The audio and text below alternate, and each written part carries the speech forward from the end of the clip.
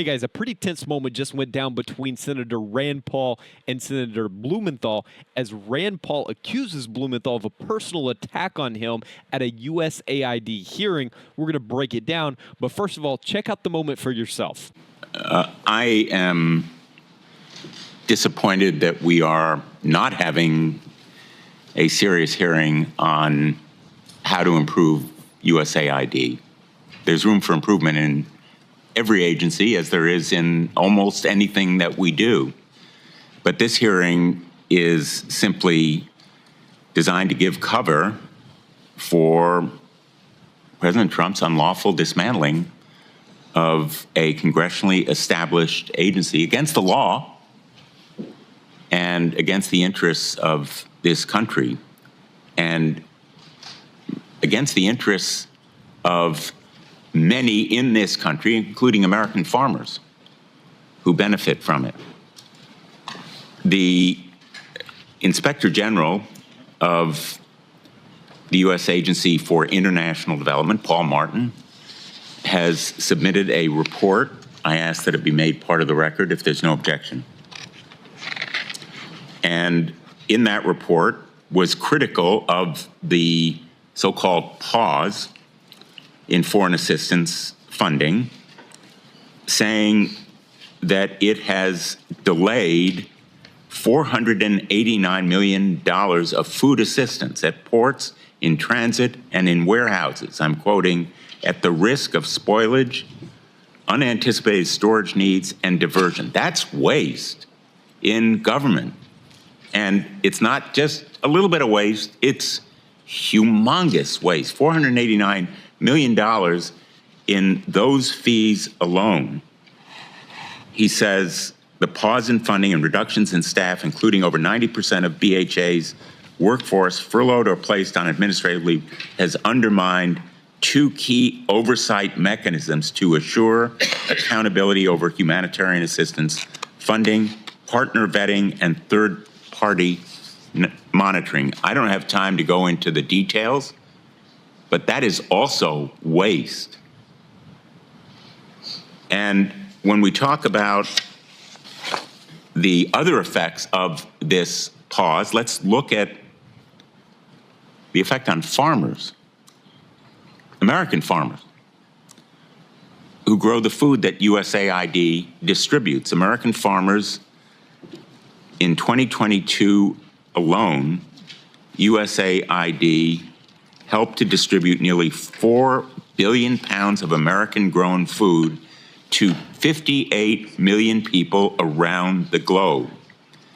I know that some of my colleagues are reluctant to defend foreign humanitarian aid. It doesn't always poll well. It's humanitarian assistance. I think Americans are better than trashing the idealistic goals that have motivated our nation over the years, but putting aside the humanitarian instincts behind some of USAID, here's what American farmers have said in reaction to these actions. President of the Iowa Farmers Union said, quote, USAID is important for farmers. It's unfortunate that we would drop those relationships that we have built over time, end quote. The Ohio Farmer Union president said, quote, USAID plays a crucial role, not only providing food aid to millions around the world, but also directly purchasing grains from Ohio farmers. Ohio farmers are more than capable of rising to the challenge of feeding the world, but they need stability to do so. Now, guys, I know Blumenthal is taking his sweet time delivering this message, but just wait till Rand Paul gets in there, guys. Things start to heat up. In shuttering USAID, President Trump is pulling billions of dollars away from American farmers without apparently a second thought. That's a lot of harm. That's a lot of waste and a lot of abuse to people who are the backbone of food production in this nation. Already, a lot of their labor investment, produce, going to waste as a result of the Musk power grab, slash and trash agencies in the name of eliminating waste, fraud, and abuse, but in fact creating it and profiting from it. Elon Musk is giving America the middle finger in seizing power, engaging in the biggest heist of information in America's history, delving into agencies and destroying them when his own corporations profit from contracts with them, and controlling contracts in the future that will benefit his corporations. That's waste and fraud, Mr. Chairman. Thank you.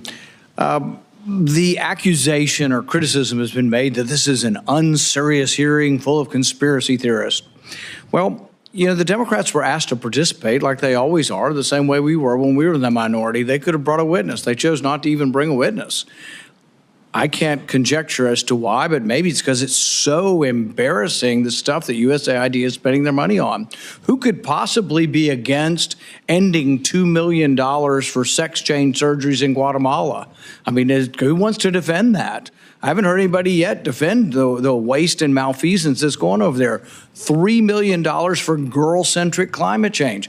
Maybe there's not a witness here. Maybe it's not serious. But I don't hear anybody explaining why we should continue to do that.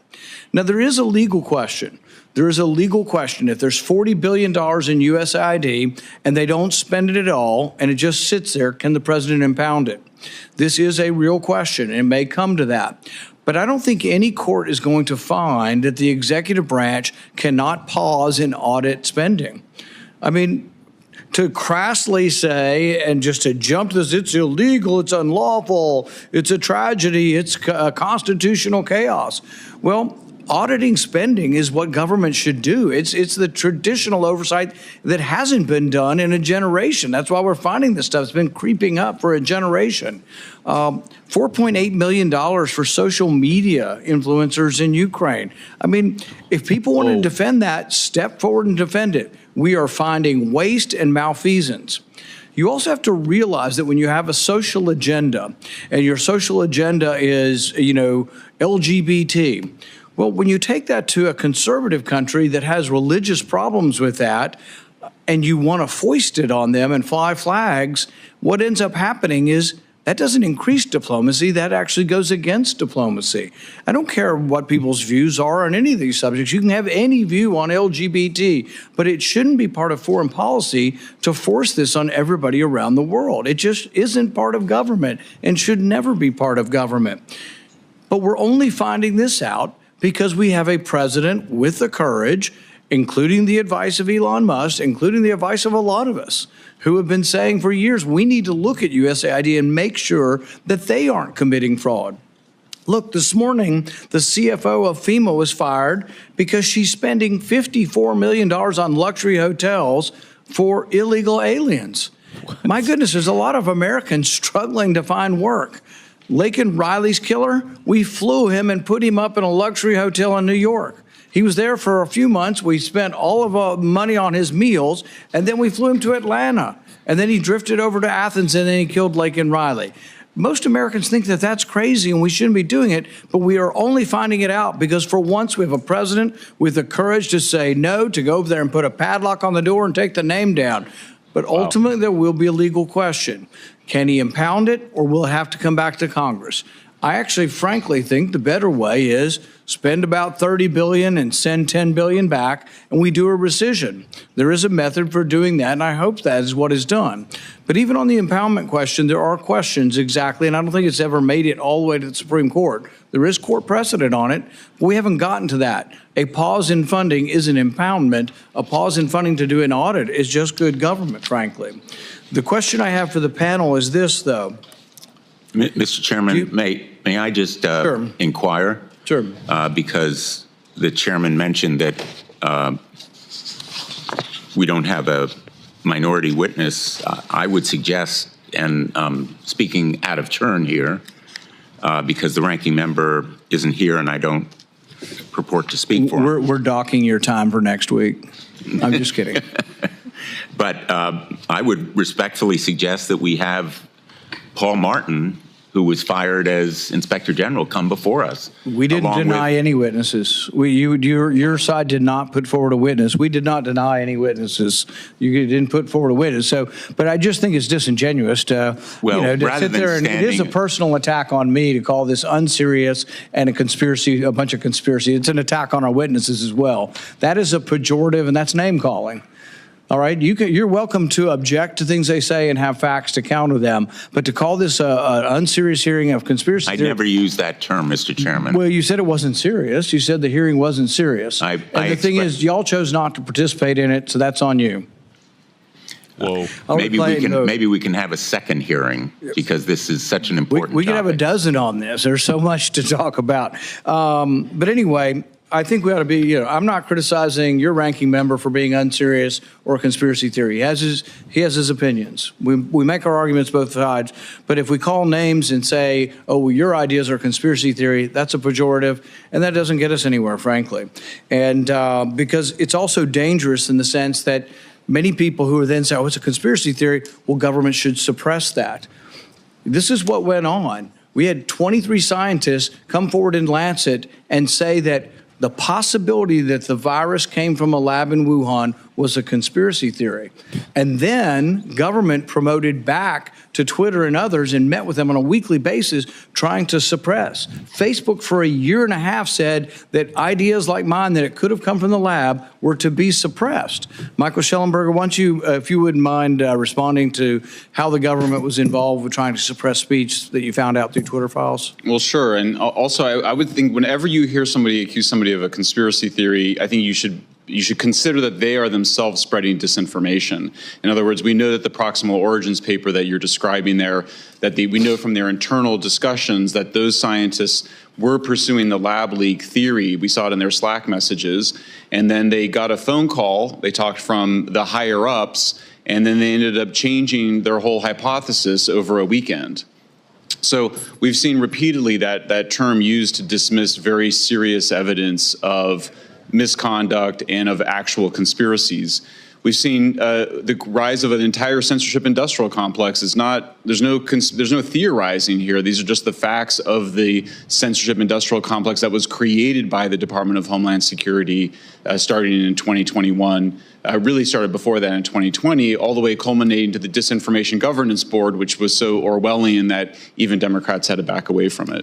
Okay, guys, we're going to break all this down, because there's a lot that went on there. But first of all, I want to say thanks, everyone, for watching to this point. Thanks for leaving a like. The likes really help out with the YouTube algorithm, and I appreciate, guys, all the support. Speaking of support, guys, those that are choosing to become a member of the channel, I just want to give a big shout out to you, because it's so big for me. The support that you are entrusting on this channel, guys, I couldn't do it without you, is what I'm saying. And guys, if you're not a member of the channel, consider becoming a member. Click the join button down below and become one of the channel members to support what we're doing here. Okay, let's jump into this and discuss what's going on. Senator Blumenthal accused Elon Musk of a power grab. Did y'all catch that? That was huge.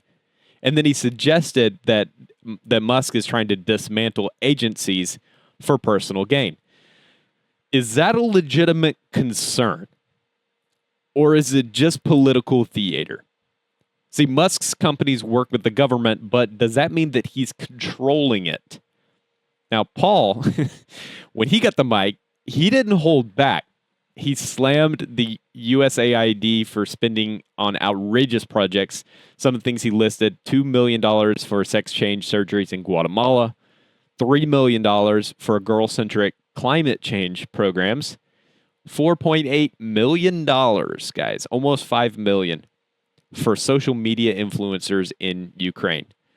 Where is the accountability for how our tax dollars are being spent? See, Paul argued that USAID has been running unchecked for years, wasting literally billions of taxpayer dollars. Should foreign aid spending be cut? Think about it, guys. We've got options here. Should we cut the spending? Should we pause the spending? Maybe just better manage it. Let me know what you think. See, the Biden administration, they pushed social and ideological agendas worldwide over the last 4 years. And a lot of us, we didn't know what was going on. Is that what American taxpayers really signed up for? Even those that voted for Biden, is that really what you expect? And none of this was promoted. All of this was done in secret. Paul raised a key issue. Can the president legally pause and audit government spending? Some argue that oversight is necessary to prevent fraud. Others claim that this is an attack on essential programs. What do you think? Should there be more or less executive power over government spending? See, Paul warned against dismissing things as conspiracy theories. I thought that was a very, very heated moment there. He warned not to dismiss things as conspiracy theories just because they challenge the mainstream narrative. The Twitter files exposed how the government pressured social media to suppress dissenting opinions. Are we seeing the same playbook here? All right, I got some questions for you guys. Help me out in the comments here.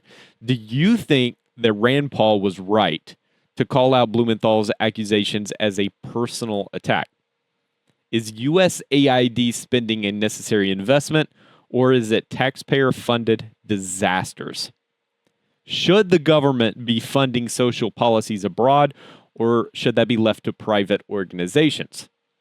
And guys, do you think that Musk is really dismantling agencies for personal gain? Or is it just a smear campaign? Drop your thoughts in the comments down below.